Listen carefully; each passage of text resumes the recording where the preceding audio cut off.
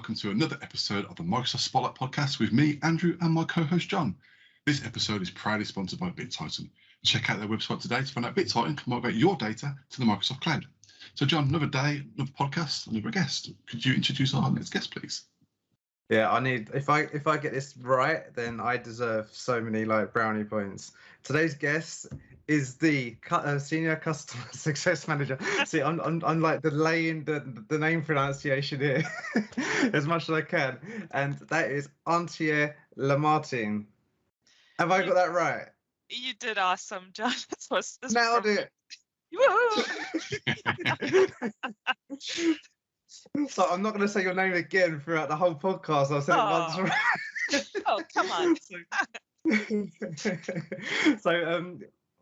Antje, can you give us a bit of background on you, kind of what you're doing at the moment, and just fill out our audience with kind of who you are. Sure, no problem. So my name is Antje Lamartine, and you did really well. And I'm a senior customer success manager with If Blueprint based in Munich.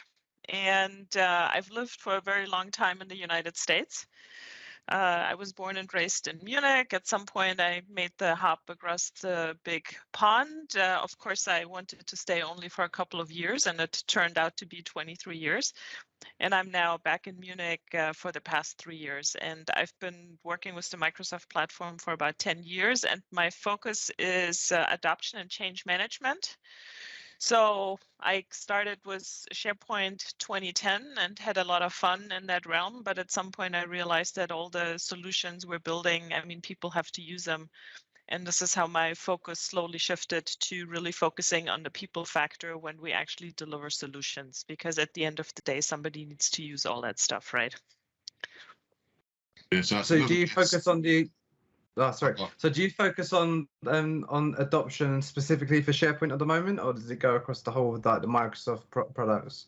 Actually, it goes across the whole Microsoft product. And I also have to say that it's sometimes not even specifically platform related. Right now I work with a customer. They actually are using the Microsoft platform, and they were talking about communication within the IT team. So they're struggling, and we're looking at how we can communicate internally better, how they can deliver the changes, deal with changes. And then, of course, once you kind of figure out these first human-related things, then you go towards the technology. Okay, are you going to use Teams? Are you going to use Yammer, SharePoint site in order to help it? But generally speaking, it's not just SharePoint. I'm very much active in Teams rollouts and helping people, get used to this, I should say, new normal, which is not COVID related, but the new normal of how we're working in a hybrid state with the new technology, with the new platform. So I'm all over. Whatever it is with the Microsoft platform and people are struggling, I'm there. So how does the change management kind of get involved with that then? Because I'm a consultant, so is Andrew, and my experience of change management at the moment is just people telling me I can't do my projects until I fill out a massive form and then do a rollout plan and stuff like that. How does that kind of relate to adoption? Well, generally speaking, it always starts with the reality or with the situation that when a company, so if we talk about a Teams rollout, for instance, or the implementation of M365, that a lot of times it's really looked at as an IT project, right? So the decisions are made based on what do we need in terms of the platform, the apps, which licenses, then somebody decides what maybe is going to be activated. And then oftentimes it really just gets delivered to the end users. And the ideal way would really be to figure out, well, how are we working together today? And how we're going to work together tomorrow with M365 or Teams? And how can we help shepherd these new ways of working together to the people? And the change management, for me, it's really important to understand where end users coming from, what are they used to, what are they worried about, right? And then introduce these things through communication, through training, executive support, many different ways. But it's really, for me, the human being is really in the center of all of it, because once I understand what is driving people and what their fears are, then I can actually come up with ways of introducing these things to them and help them understand what the value is to them. Awesome. So obviously now we know obviously what you're currently doing in your current role. Let's talk about a little about your past. I mean, obviously you said that you was born in Munich, then moved to the States. I mean, how did you find IT, and what got you into the world of doing SharePoint? Because a lot of our guests we've had on in the past, I've come from a SharePoint background, so I'd like to know and understand how you got into it. Yeah, that's an interesting question. So I came from a completely different area. I actually did, after I finished school, I did an apprenticeship in the hotel business here in Germany, and then I worked for a few years in the travel business. Then let me see how many different industries I worked in. And still in Germany, I worked for a while for a real estate developer. Then I made the move to the United States, and I worked in the tourism industry out of Los Angeles for several years. So I organized groups from Germany and Italy coming to the US. And that was, by the way, before the times, and I'm dating myself now, but was before the times of internet. We still had the little guides in the drawers to figure out where to send people to. And the technology we had to do things was the telephone. It's kind of crazy. 9/11 came, lost my job, had to reinvent myself, ended up in a construction management company as an executive assistant. Then I moved, ended up in a photography company, and then I made the switch actually to a technology company, and they were developing revenue optimization software for the hotels. And in that company, they actually had a parent company that used SharePoint, and I had a coworker, and I was the office manager there, and I was in Minneapolis, and that guy in that other department said, "Oh, I heard about SharePoint. I want this." Requested it from the parent company, and used it for about 6 months. He built a few sites in SharePoint 2010, got a few other departments in, and then he left the company.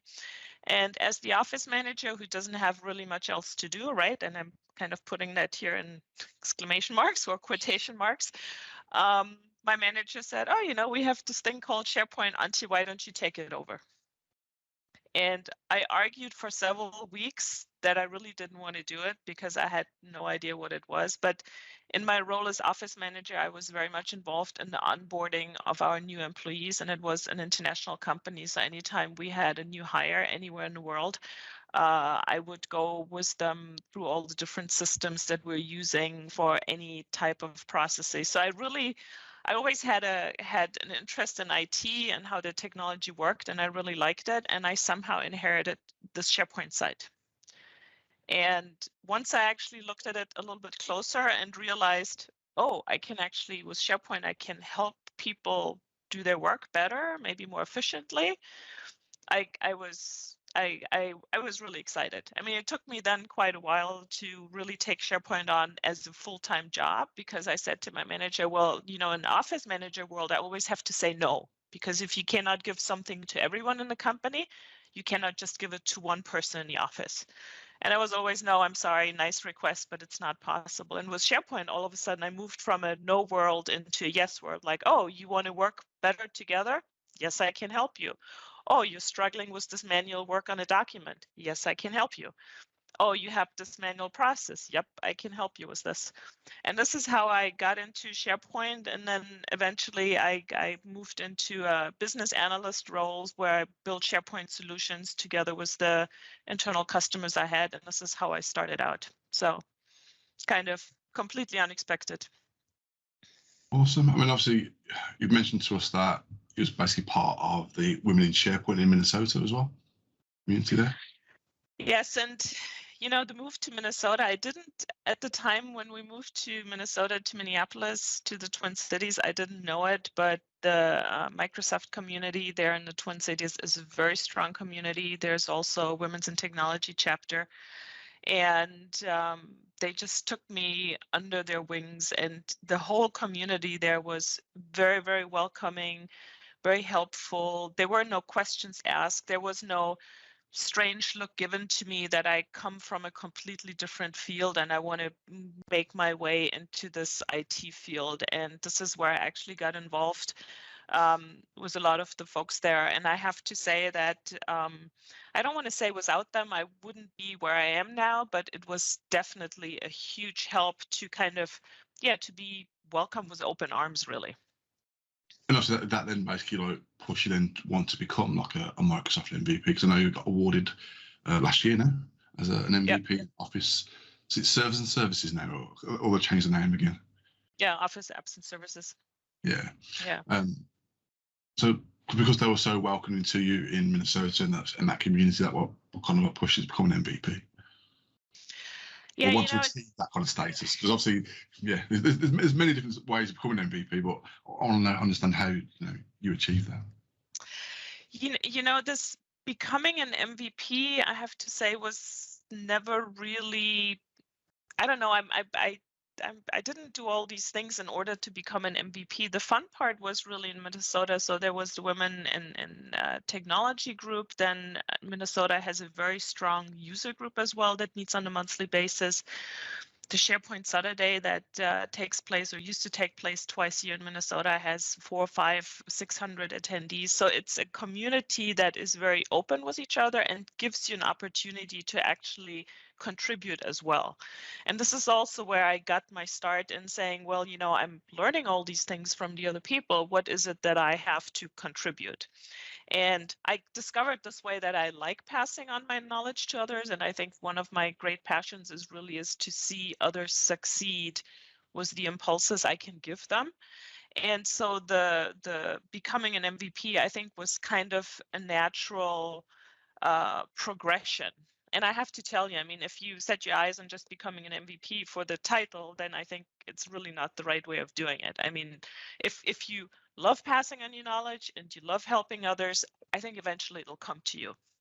That's at least my experience. And it's, by the way, less pressure if it comes to you that way. I agree. I mean, you can literally sit there and go, I want to become an MVP, but there's so many different routes, avenues to becoming it. And you basically have to be passionate, because becoming an MVP is like a second job at the end of the day. There is a lot of work involved in doing it, because you're giving up your time to work within the community. Absolutely, yeah. And I'm very, very grateful that I have become an MVP last year, and it's wonderful to be part of this community. And I think you're saying it the right way. I mean, it's a lot of effort. It's your own time that you put into that, and your own money. And I really think if you don't approach this with a good dose of passion and really loving what you're doing, I think it's probably going to be really, really hard to sustain that for a long time. So, and there were, I mean, it's been a while where folks in Minnesota said, if you're ready to become MVP, let us know, we nominate you. And you wouldn't believe it, but I've always declined. And I said, nah, I'm not quite ready. And I think it was just like that. And so becoming MVP last year in September was just at the right time. And it felt right. And it felt like it was right at the right time for me. So how have you found the MVP community since joining? It's a big community. Exciting, overwhelming, welcoming, drinking from the fire hose. I mean, if you really think about it, it's, I think, over 3,000, probably close to 4,000 individuals in the whole world. So I was very much embedded in the community in the United States. And now after 3 years, I think I also have a good network here in Europe. And it was really helpful to know a lot of MVPs ahead of time. And when I became MVP, there were quite some of them that actually reached out to me and said, hey, anytime you need something, let us know, we can help you. And I think this was certainly wonderful. But it's also kind of interesting because you have these little groups within the MVP community. So the communities basically within the community. And it takes a little while, I think, to find your place somewhere within there. And I have to say, because anytime I hear updates, and Ignite is coming up next week, and I was just on an MVP call last night where they were giving us a preview of the things that will be announced next week. And oftentimes I was just sitting there and I was thinking, wow, this is all such cool stuff, and this is so wonderful, and the technology and what they're thinking of, and holy cow, how am I going to get end users to actually embrace that? And adoption and change management is becoming a much, much bigger topic within Microsoft, and they're fully aware of it, and they're really leading a great effort. But at the end of the day, I think it's still quite a challenging topic, because we're dealing with human beings and with their emotions and their expectations, and not just technology that you can actually code and build. It's a little bit different. I have a question for you. Obviously, you've worked in the States within IT, and you've obviously worked now in Europe in IT. How does it vary? How's it different, especially from being a woman in tech? Yeah, that's an interesting question. So I very much enjoyed working in the United States. I think I have to start with the general answers. I enjoyed working in the US, and I very much got accustomed to it. And when I came back to Germany, I certainly lived through a culture shock because cultures in the US and in Germany are just different. Americans are much more, things is faster paced and there are more opportunities. And in terms of cloud, the United States is way ahead of Germany. And in Germany, it's companies and the way we work is much more structured. And in the United States, anything goes. If you have an idea, you open your own company, you go, you run for it. Here in Germany, we have harder structures in terms of opening a business. So people are not as willing to take a risk on something new. And whenever I hear the announcements from Microsoft and what's coming, I'm excited about it, but I also think that Germany is at least 4 or 5 years behind. So generally speaking, now in terms of being a woman in the field, I have to say that, when I did make the change into IT, there were some people that were not thinking that, well, you cannot just be an office manager and then actually move into the IT world. And I could just tell that I wasn't really going anywhere there. I'm really not sure if that was related to being a woman or not, possibly. Here in Germany, it's also more structured in the sense that you have to have a certain degree and a somewhat linear career in order to be able to fill certain positions, whereas in the United States, you more often get a chance. The other thing which I find interesting, generally speaking, in the United States, age is something that nobody talks about. But I think generally is more kind of the perception, well, the older you get, the harder it is for you to find a job, and also especially as a woman.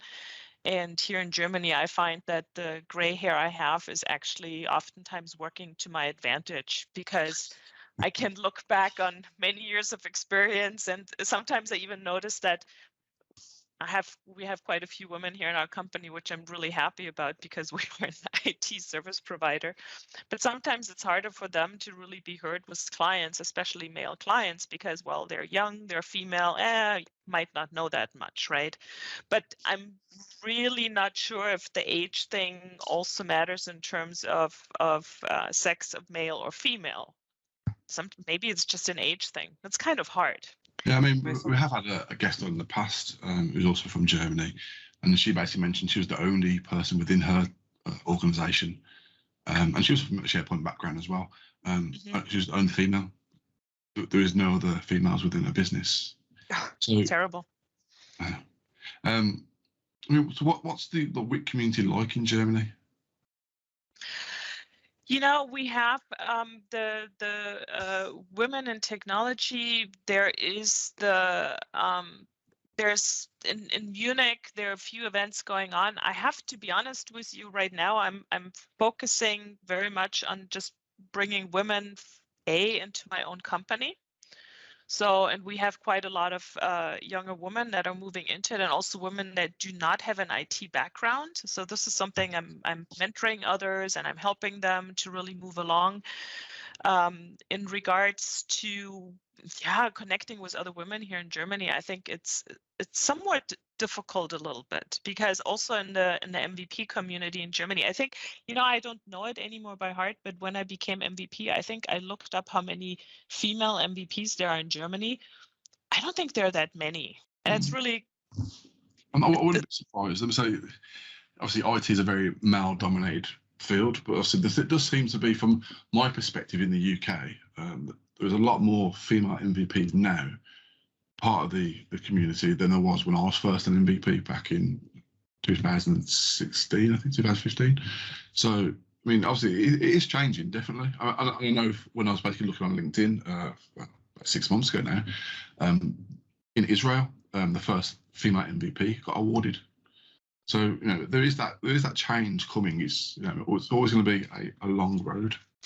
Yeah, and it's such a difficult topic. It's a lack of MVPs just due to it's not. I don't think it's due to them Microsoft not wanting to recognize females for doing or women for doing their bit in the community.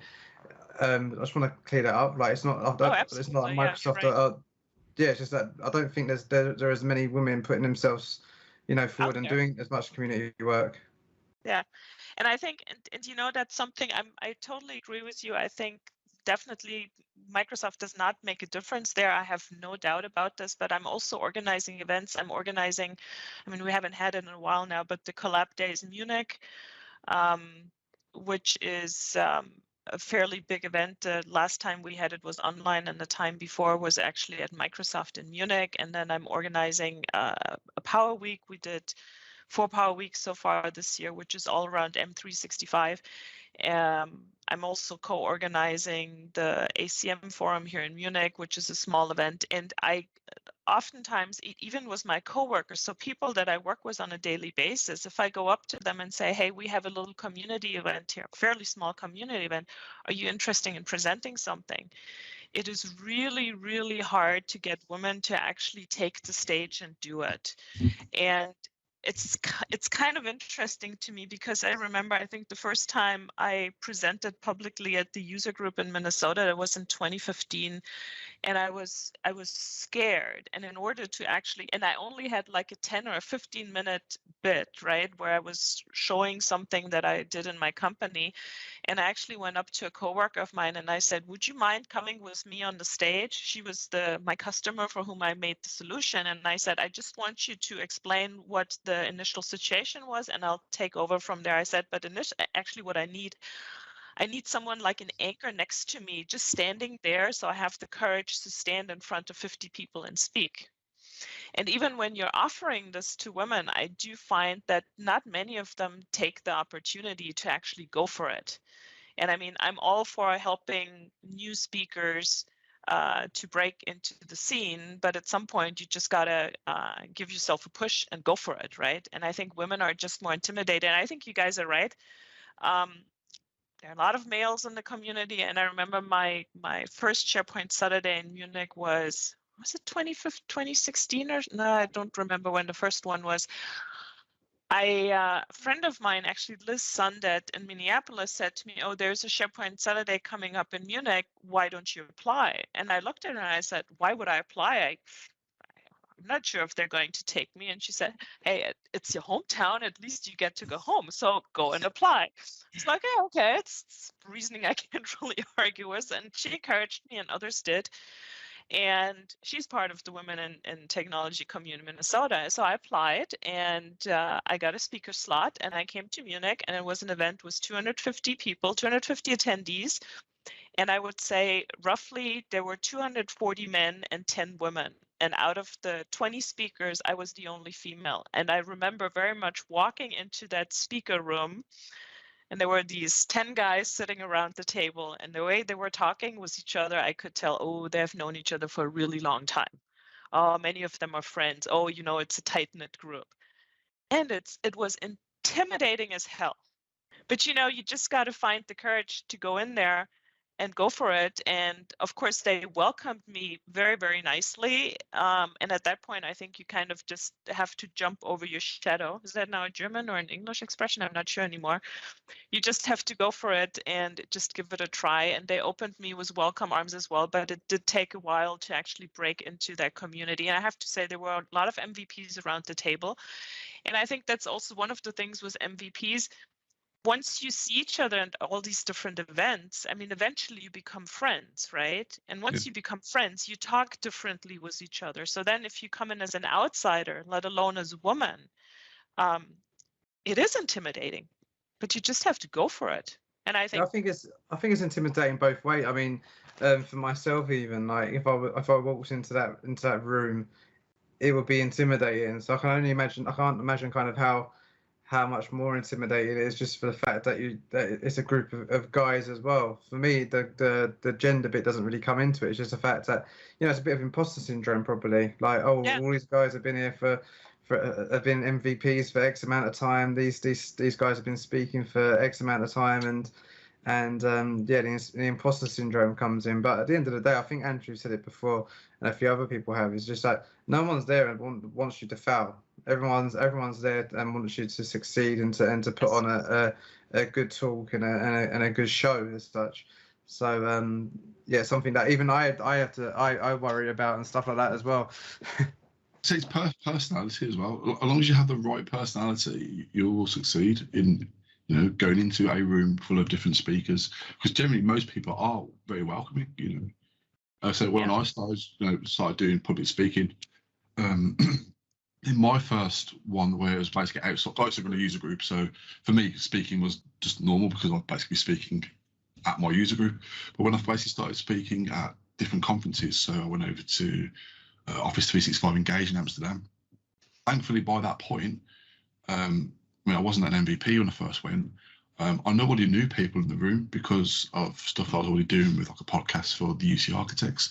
So it was made. So when I walked into that room, I didn't feel intimidated, but I knew full well the people that are there, you know, are welcoming. So you know, even if I went by myself, there's no fear, because as long as you have that personality going, you know what you're talking about. You're good at what you do, and you have that confidence in yourself. You'll easily smash your session out of the park, and then obviously get rewards from that, which obviously might be an MVP award, or basically you get asked to come back again and speak. So it's just having that personality. Just to go for it, just do it. That's what I say.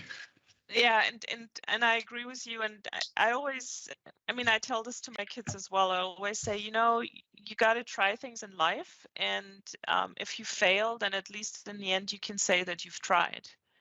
And I think by somebody going up on a stage and showing up, you already won by doing that, regardless if you're a man or a woman. But I do understand that women oftentimes hesitate and say, I don't know if I want to do that, because we're very self-conscious, right? So this is why I think it's important to keep offering up to people, male and female, to say, really, look, if you want to go out there, if you want to become active in the community, if you want to speak somewhere, you don't have to start on your own. I'm here with you. I can help you in different ways. I can help you maybe prepare a topic, figure out the best way to present it. Or, as I said, I can just stand behind you on the stage like an anchor, so you just have someone and you don't feel alone, right? I mean, there are a million different ways of doing it. I mean, what me and John are trying to do in the UK, we basically set up a LinkedIn group. It's called Microsoft Women in Tech, and we basically paired up with two of our previous guests who've been on this podcast, Zoe Wilson, who's now an MVP, and Sophie Dimmock, who has aspirations to become an MVP. She's very new into the market. And basically, my idea is to basically try and create that group that basically allows them to get that and then personal skills that you kind of need to be a speaker, and then try and host an event where it's basically just all women speakers, but in the room there'll be a mixture of male and female attendees. Yeah. And that's my kind of goal. But my idea and thoughts around it is, like, I'll do like a 1 day event to start off with just purely women, where basically they get sessions from people in the community that have done public speaking, giving them tips, hints, you know, all the skills that you kind of need to basically, you know, grow as an individual. And then obviously the following day, put that into practice. Yeah, I think it's a fantastic idea. And I mean, that's something I would definitely support, especially this helping others along with tips and tricks how you go about it. And I find it so interesting, you know, nowadays was Microsoft moving in the cloud, or Microsoft is in a cloud, but with companies moving into the cloud. I think once people realize that there's so many different areas to actually dig into, because John, you mentioned earlier the imposter syndrome, this idea, well, I'm pretending to be someone that I'm not, and maybe I don't know enough, but I always find, regardless in what session I go, regardless of what people, I always learn something new. And I think once you kind of realize for yourself that there's so much content out there. There will always be something you can contribute, and you pick a topic that you're passionate about and you really know about. I think that really makes it easier. I mean, that's really one of the things to me where and also as the presenting, I think one of the key experiences in terms of watching speakers was at a conference. I don't remember the name of it, in the US, and the session I was in was actually Laura Rogers, and she's super knowledgeable. She's quite big in the SharePoint mod. That's the name I've definitely heard before. Yeah, she's a wonderful person. She has a lot of knowledge, and I was in one of her sessions.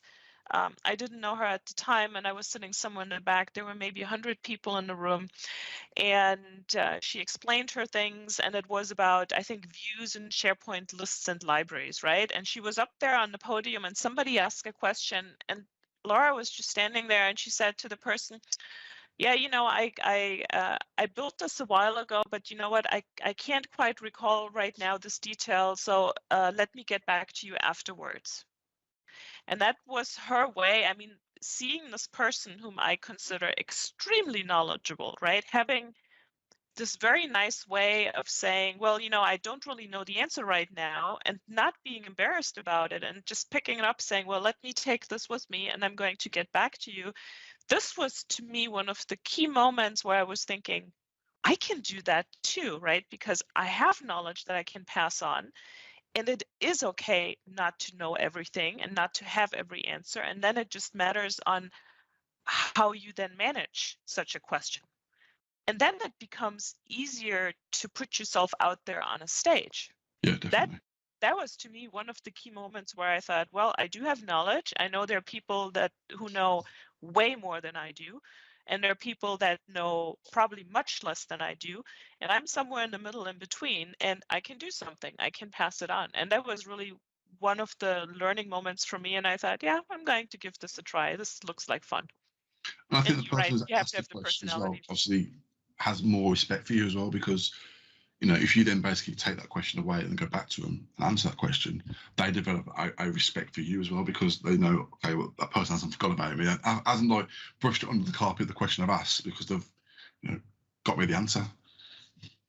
Yeah, I mean, I think there's nothing worse than BSing your way through a presentation because you really don't have a clue what you're talking about, and it's much better to really be honest and authentic and say, look, I need to look this up, I need to figure this out, I'll get back to you, because it just shows honesty.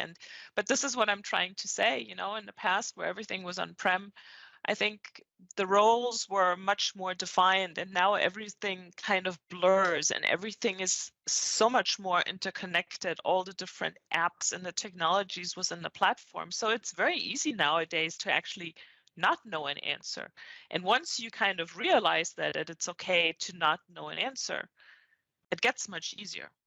Yeah. I mean, obviously, if you look how Office 365 has grown in the last 10 years, before, it was just Exchange, SharePoint, and Skype. Now it's just literally, everything under the sun, basically.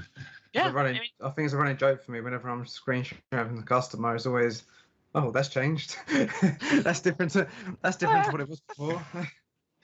I know. I think it also makes stuff like like blogs where you're doing step-by-step actions. It makes it near enough impossible nowadays, and because obviously if the landscape changes and you create a blog and then 2 weeks later it's out of date.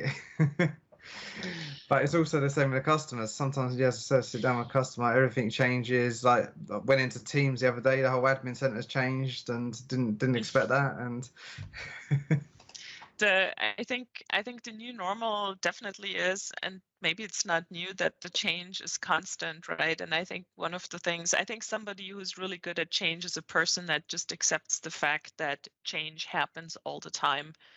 And I think what comes with that probably as well is that when things change all the time, maybe you don't feel like an expert anymore because you constantly have to run and catch up on things and read things. And I think for a lot of people, that's really difficult. But, writing for me is very hard because I weigh every single word about 1 million times before I let it stand. So a blog post is something that I've tried many times. I just cannot do it. Speaking about things like in a podcast is much easier for me. And I actually started, and I think that was also part of the MVP journey for me. I started a podcast with a friend of mine in Austria, Thomas Gölles, and he's more on the tech side. I'm on the adoption side. So at some point we got, I think it was the last in-person conference in Bremen where we talked about a topic and we said, well, we should talk about it. And somehow a podcast series started with this. And so we do an adoption and Technik podcast. Antje, T, Thomas, so A and T, all kind of worked out where we really take all these different M365 things and we look at it from an adoption standpoint and we look at it from a technical standpoint. So podcasts work well with me. Blog posts, yeah, others are better at that than me, and that's okay. Blog posts are hard to do. I mean, at the minute, I try and blog as much as I can, but I say at the minute I've probably got writer's block because I haven't done any proper podcast, any blog posts for quite some time. So it's like I want to carry on doing that, but as you say, technology changes at such a fast rate now. Microsoft, it's frustrating to keep on top of things. But then so randomly, about a couple of weeks ago, I got a tweet on Twitter going from a very old blog post about Skype for Business, and it was just basically like a database change, and someone basically picked up and went, "Oh, this saved my life." It's like a blog post I wrote like a million years ago. It's like, sometimes it can be very valid. It depends on the content really, and that's it. Yeah, and I'm grateful to the many people that actually write blog posts because, of course, if I need to know something, I search and I read through the different posts, and I think it's a wonderful skill to have. It kind of escapes me, but then again, there are different media that we can use, from podcasts to YouTube videos to, speaking engagements, how you can actually pass on your knowledge. And I think one of the things that is really so wonderful, you hear someone in a podcast or maybe at an event. I mean, most of us are on LinkedIn, right? You can connect easily, you can get in touch with the person. And to me, it's okay if I reach fewer people, but also have really the personal contact and be able to help this way. For me, that's fine. It's nice to have an audience, but it doesn't have to be, for me personally, a huge audience. So we spoke about your work in the community and stuff. Did we actually kind of come across why did it start? How did it start? And how you actually started doing work in the community? Well, I think I briefly touched on that. I think the reason I'm so active in the community is because I really started in this very strong community in Minnesota. And I had a lot of role models there that I was watching, and also quite a few females there that were active. They're still very active. Some of them are MVP, some of them now work for Microsoft. And it was welcoming, it was nurturing, and they also were helping me with tips and try this and try that. And it's just wonderful being part of such a community where you know that if you have a challenge, you can ask people, and they don't judge you for asking that question, right? And they say, sure, I'm here to help you, just let me know. And this is just something that was really inspiring to me. And I think that was definitely an influence on me to say, you know what, I have learned so much from these folks, I want to give back somehow. And because I came up in this community, they also gave me the chance to then actually become active myself, because that's also one of these things. Once you want to become active in the community, so if we talk, for instance, about speaking engagements, I mean, that's one tip I would give anybody. Well, even if you dream of being on a big conference stage someday, start small, right? Start with a meetup, start with a small user group,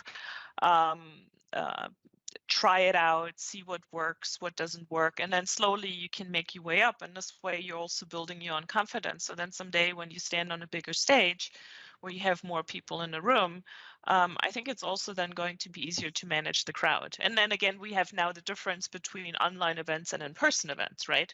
Yeah. I mean, some folks might be really good at in-person events because they really need the interaction with the audience. And I'm one of those people. I love the interaction with the audience, because once you can get a dialogue going about the topic you're presenting on, that's awesome, because then you get other perspectives as well. I mean, online works for me as well, but I do like the interaction with people. So that's another aspect now. Our question for you. You briefly touched on it. So, like in your current organisation, you're trying to get more women involved in IT that have not come from a technical background. And obviously, one of the things that I always kind of bang on about is you don't have to be technical to be a member of the women in tech community. And obviously, the women in tech community also includes males as well. So, what kind of things are you doing in your organisation to try and get more women involved in IT? How are you going about that? Well, one of the things, so first off, I'm organizing community events here in Germany. So I actually actively invite them to the events. I don't just tell them, hey, by the way, in a month from now, there's an event again, but I really give them a little bit of background information to, kind of get them a little bit into it. And then I have some coworkers, and to one of them, she's been around. Actually, she's quite an expert on SharePoint, but she's still a little bit younger. And we needed a co-organizer for the Power Week, and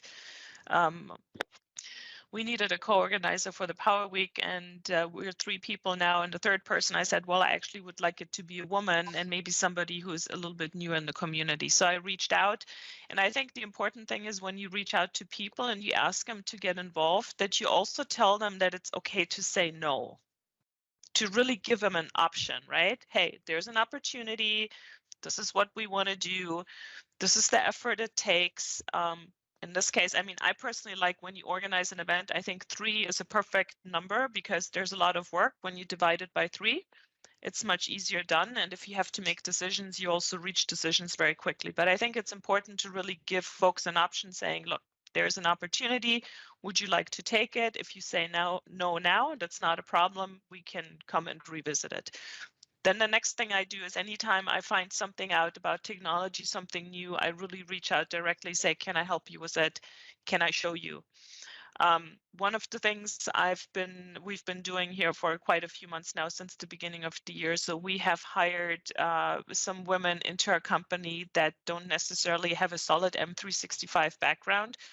So one of the things we do regular focus sessions here in our company. It's just a half an hour session where I present a topic. It gets recorded. It's quick and dirty, right? No beautiful slides, but just explain how do Microsoft Lists, for instance, work in Teams, or how do you work with apps, or if you just go through the M365 periodic table, you pick out certain things and nuggets and you explain that, and we record it so then it can be viewed afterwards again.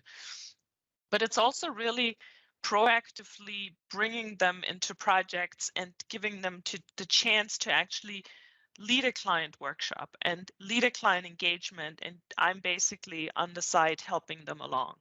So give them that actual proper experience of the delivery basically and getting involved. Yeah.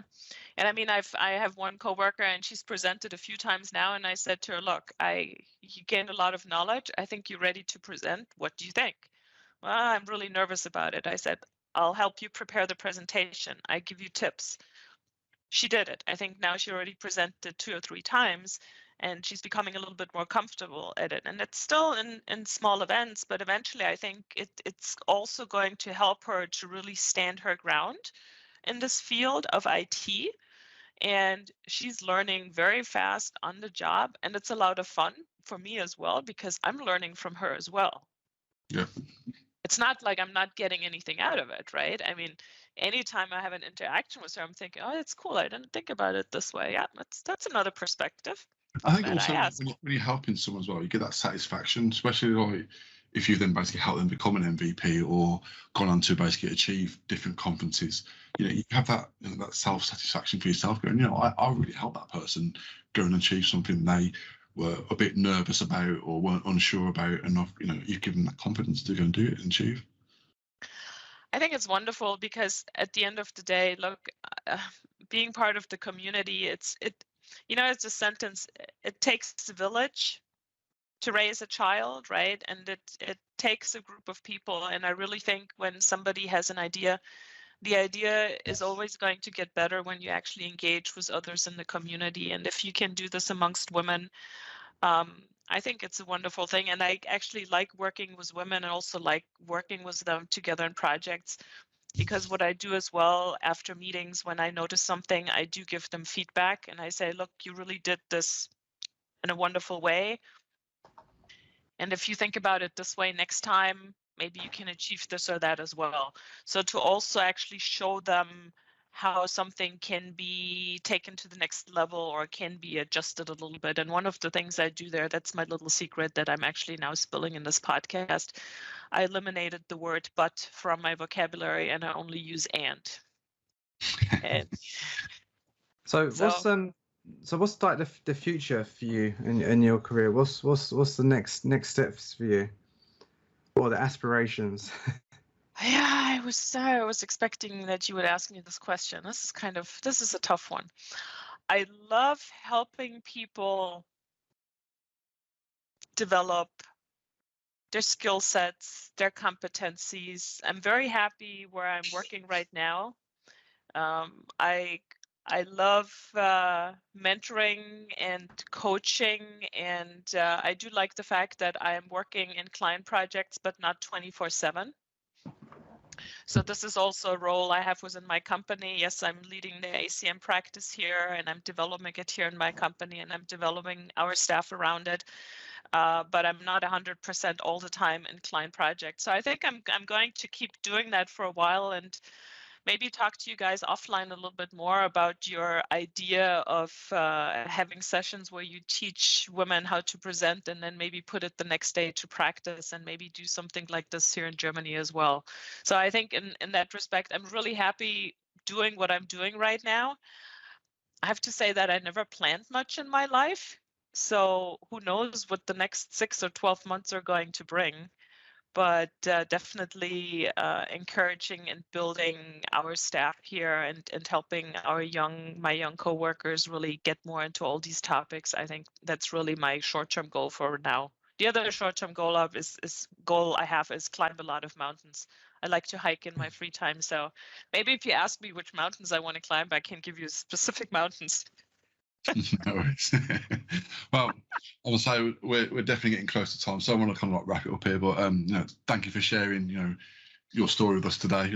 Me and John basically love like doing this podcast because we get to learn so much from so many different people and how their lives have been basically changed by falling into IT from whatever avenue that's come from. So thank you very much. Thank you. It's been a pleasure. It's been a lot of fun talking to you guys. Thanks for having me. Cool. Lovely to virtually meet you. Happy virtual meeting. There we go. Right, thank you very much, and we'll see you on the next podcast. Thank you for listening to the Microsoft Spotlight podcast. Please make sure you hit that like, share, and subscribe button to help us promote our message. You can also follow us on Twitter at MSFT Spotlight, and we're also on LinkedIn, the Microsoft Spotlight podcast. And finally, we'd like to tell you a little bit about BitTitan and thank them for sponsoring this podcast. Remote migrations start here. Let MigrationWiz do the work for you. It's fast, secure, and 100% SaaS, which means you can migrate at any time and from anywhere. Migrate mailboxes, documents, public folders, personal archives, or even Microsoft Teams with just a few clicks. No special training needed and no customer downtime. When the work matters, choose MigrationWiz.